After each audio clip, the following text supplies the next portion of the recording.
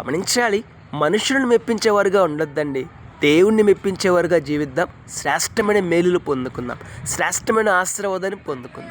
ఒకసారి ఆలోచన చేద్దామండి.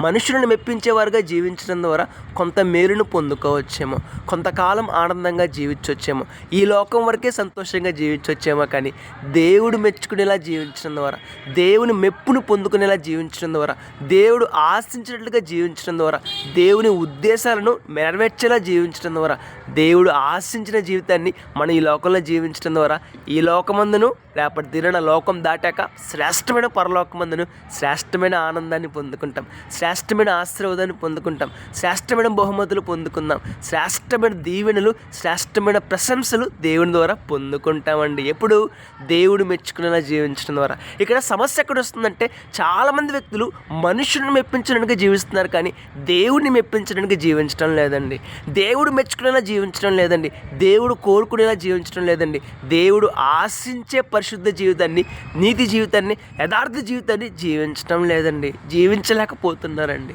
ఒకసారి ఆలోచన చేద్దాం. మన జీవితాన్ని మార్చుకుందాం. మనుషులను కాక దేవుణ్ణి మెప్పించే జీవితాన్ని జీవిద్దాం. రేపటి దినాన శ్రేష్టమైన ఆశీర్వాదాన్ని, శ్రేష్టమైన దీవెనలు పొందుకుందాం. May God bless you all.